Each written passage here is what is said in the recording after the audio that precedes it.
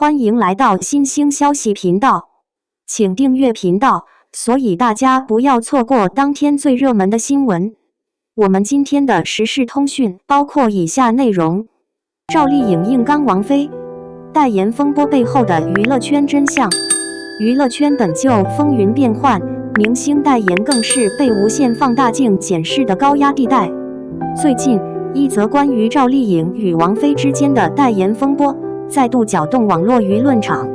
一边是国民女星赵丽颖刚刚官宣奢侈品牌彩妆代言，另一边则是天后王菲被曝天价续约某国产内衣品牌，两人并无直接交集，却在某些媒体渲染下似乎被对立起来。一场跨代女星之间的暗战疑云就此展开。港媒爆料在引舆论争议，谁在带节奏？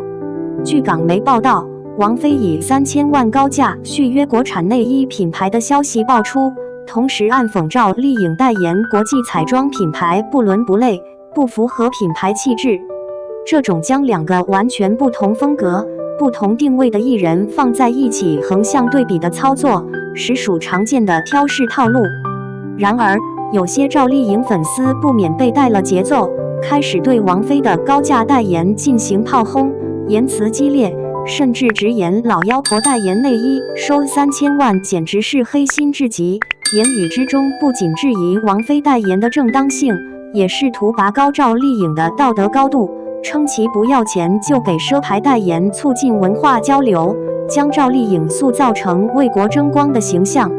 但这种说法是否有失偏颇？王菲代言的内衣品牌，在她接手前本是籍籍无名的小众品牌，代言之后销量飙升，品牌一跃成为国产品牌中的佼佼者。从商业角度看，王菲确实以她的影响力为品牌赋能，实现了强力变现。赵丽颖粉丝此番炮轰，很容易落入情绪绑架的陷阱中，反而使得公众对于赵丽颖的形象产生逆反心理。赵丽颖与王菲真的有可比性吗？首先，王菲与赵丽颖属于两个完全不同时代的女星。王菲自上世纪90年代以来，一直是乐坛神话，她的气质与艺术风格独特，是中国乐坛难以复制的天后级人物。而赵丽颖作为85后小花中的逆袭代表，以自身努力从农村姑娘一步步走进主流视野，塑造了许多深入人心的角色，拥有广泛的国民好感。两人在年龄、阅历、发展路线、代表作乃至代言市场都存在本质不同。一个是艺术型女歌手，一个是大众情感的电视剧女主角，一个以独立、疏离、艺术范著称，一个以勤奋、接地气、可爱坚韧见长。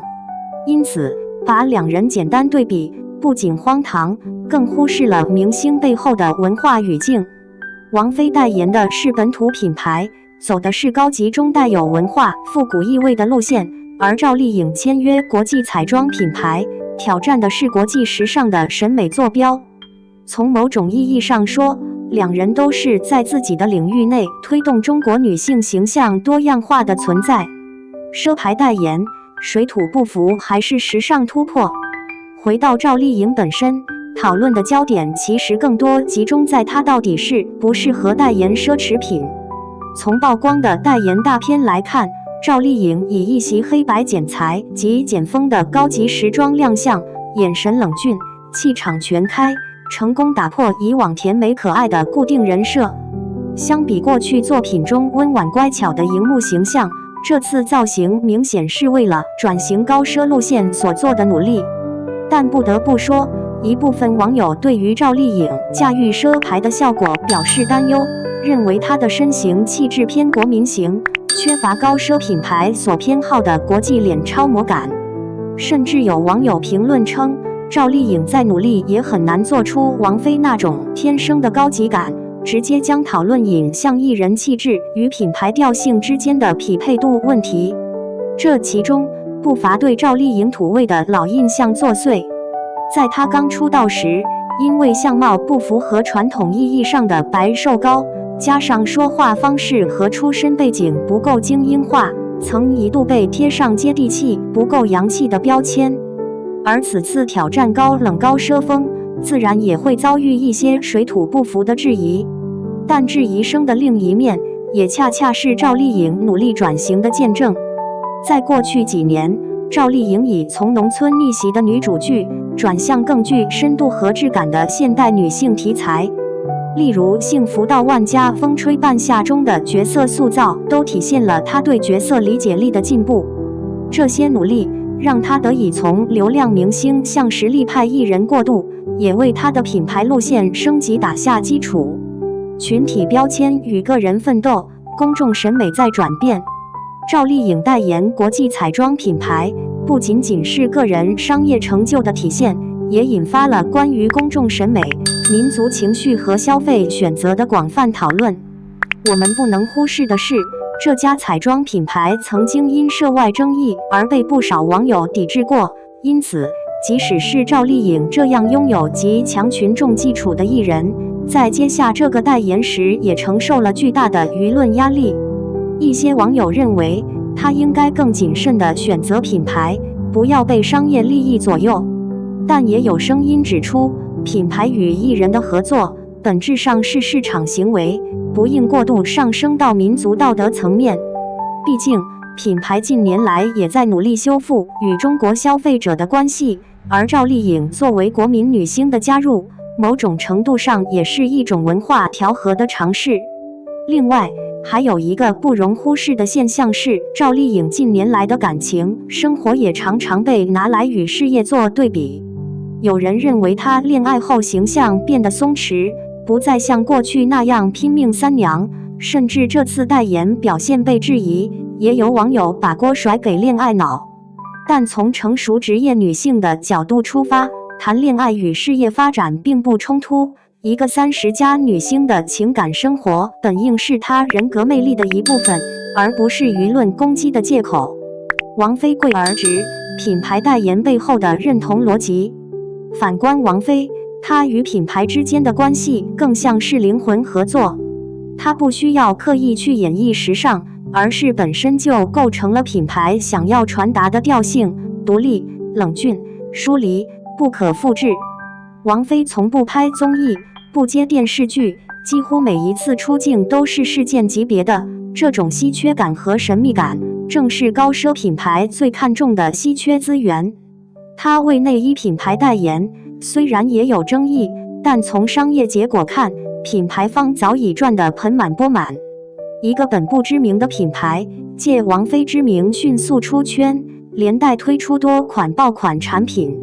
消费者买单的既是产品，也是一种生活方式，一种王菲是冷淡优雅的精神投射。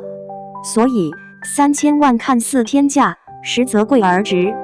相比之下，赵丽颖的代言虽然更接地气、更亲民，但要达到代言级文化的程度，还有待市场与时间的进一步验证。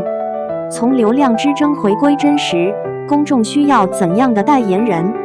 这场赵丽颖 vs 王菲的代言风波，其实并非两人亲自上阵对决，而是媒体与粉丝在炒作话题中人为制造出的对立。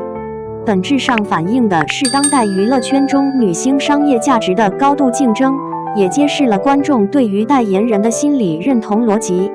在这个内容为王的时代，明星代言不再只是一个 logo 绑定，而更像是一种价值嫁接。一个合格的代言人需要有外在的形象，更需要有内在的共鸣。赵丽颖正在努力实现气质上的跨越，希望打破甜妹标签，迈向更宽阔的时尚疆域，而王菲则早已不靠转型赢市场，而是用岁月沉淀出自己的风格和定价权。赵丽颖能否真正适配高奢？答案留给时间。但可以肯定的是，每一位女星都应有机会去挑战更广阔的审美与市场。王菲不必踩赵丽颖，赵丽颖也无需拉王菲下水，两人本是各自领域的佼佼者，值得尊重。结语：少些对立，多些理解。娱乐圈不缺热度，缺的是理性。与其围绕代言谁更高贵争论不休，不如静下心来看看这些女艺人背后付出的努力。赵丽颖没有天生高级脸，但她用后天努力拓宽了自己的格局。王菲不爱出镜，却始终用态度诠释着什么是不被定义的女人。少些无谓的比较，多些宽容和鼓励，让我们期待赵丽颖在时尚领域的更多尝试，也期待王菲继续书写属于自己的独立传奇。舆论不应是打压，而应是助力，因为真正有格局的顶流，不是踩着别人往上爬，而是各美其美，美美与共。